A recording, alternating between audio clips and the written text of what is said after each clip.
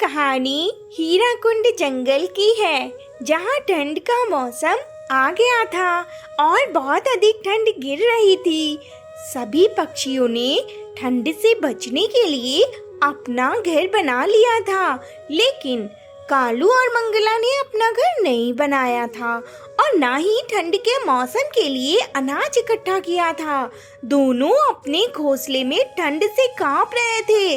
मंगला ने कहा, ऊपर वाला झूठ ना बुलवाए। कालू जी, आप कितने आलसी और कामचोर हैं। आपने ठंड से बचने के लिए ना ही पक्का घर बनाया और ना ही अनाज इकट्ठा किया। तभी कालू ने कहा, भैंस की टांग याद है? मैंने जब भी तुमसे घर बनाने के लिए या फिर जंगल में मेरे साथ अनाज इकट्ठा करने के लिए चलने को कहा, तो तुमने हमेशा कल पर टाल दिया और आज कल कल करते हुए ठंड आ गई। इसी तरह दोनों आपस में बहस करने लगे। तभी वहाँ पर बबली आई और बोली, मैंने कई सारे कामचोर देखे, लेकिन तुम्हारे जैसा नहीं देखा। तुमने ठंड से बचने के लिए ना ही पक्का घर बनाया और ना ही अनाज इकट्ठा किया।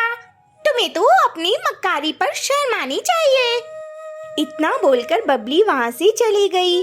उसके जाने के बाद मंगला ने कहा, देखो, आज जंगल के छोटे पक्षी भी हमारी बेइज्जती करके चले जा रहे हैं। इन्हें अपने पक्के घर और अपने द्वारा इकट्ठा किए हुए अनाज का बहुत अधिक घमंड है। इन्हें सबक सिखाना ही होगा। यह सुन कालू ने कहा, भैंस की टांग, मैं सोच रहा हूँ क्यों ना अपन इन पक्षियों का अनाज चुरा ले और फिर देखना इनकी अकड़ धूल में मिल जाएगी। दोनों ने ऐसा सोचकर सभी पक्षियों का अनाज चुरा लिया और एक गुफा में अनाज को लेकर पहुंच गए। मंगला ने कालू जी से कहा, यहाँ तो बहुत अधिक अंधेरा है। आप लकड़ी इकट्ठा करके आग जला लीजिए, फिर कुछ ही देर में खाना बनाएंगे इस पे। फिर उन लोगों ने लकड़ियाँ इकट्ठा करके आग जला ली, जिससे गुफा में उजाला भी हो गया। कालू ने कहा, भैंस की टांग, देखा मेरा दिमाग का कमाल। अब सारे पक्षी भूखे रहेंगे और हमें पूरे ठंड भर अनाज ढूंढने नहीं जाना पड़ेगा। तभी वहाँ पर एक चील आ गया। चील को देख दोनों डर गए। चील ने कहा, वाह वाह, आज दो पक्षी चलकर मेरी भूख शांत करने आए हैं।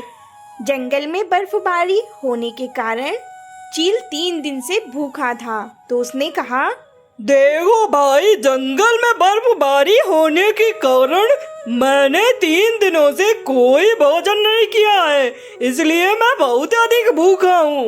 आज तुम दोनों मेरी भूख मिटाओगे। कालू ने कहा, भैंस की टांग, देखो चील भाई, तुम हमें मत खाओ, हम सिर्फ 2 ही हैं। अगर तुम हमें छोड़ दोगे तो हम तुम्हें बहुत से पक्षियों को लाला कर देंगे, यानी कि तुम्हारी गुफा में लेके आएंगे सभी पक्षियों को, फिर तुम उन्हें खा लेना।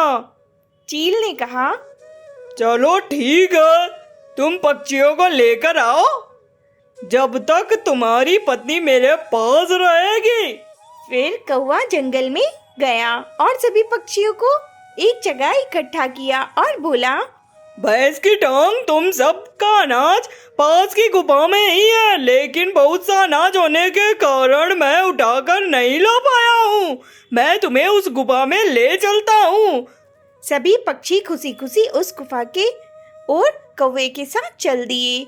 कुछ ही देर में सभी गुफा के अंदर पहुँच गए। गुफा में अपना अनाज देख वे सभी बहुत अधिक खुश हो गए।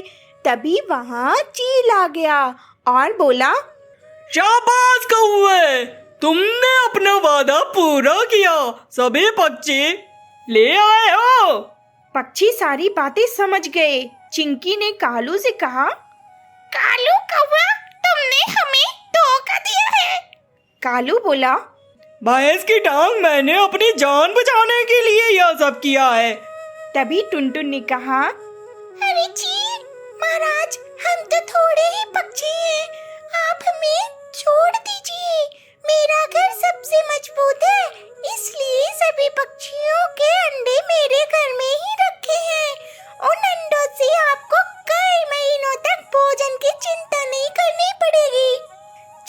कहा, सुझाव तो बहुत बढ़िया है। मुझे अंडे खाना बहुत अधिक पसंद है। अगर ऐसी बात है तो मैं और तुम्ही इस गुफा से बाहर जाने देंगे। ऐसा विचार करके टूनी गुफा के बाहर आ जाती है और चील ने गुफा को एक बड़े से पत्थर से बंद कर दिया था, क्योंकि चील भी टुनटुन के साथ टुनटुन के घर जा रहा था। दोनों टुनटुन के घर के पास पहुंच गए। टुनटुन ने कहा, यही मेरा घर है जिसमें सभी पक्षियों के अंडे रखे हैं। तुम जाओ और ले लो। यह सुन चील घर के अंदर चला गया। चील के घर में जाते ही टुनटुन ने दरवाजा बंद कर दिया और खिड़की के पास आ गई। चील ने टुनटुन से कहा, यहाँ तो कोई भी अंडे नहीं है, तुमने मुझे धोखा दिया टुनटुन। टुनटुन ने कहा, हाँ दुष्ट चील, अब तुम जिंदगी भर यहीं रहो। हम में से कोई भी बचाएगा नहीं तुम्हें। मैं तो जा रही हूँ अपने दोस्तों को छुड़वाने। इतना बोलकर टुनटुन गुफा के पास पहुँच गई और गुफा का पत्थर हटाकर अंदर चली गई।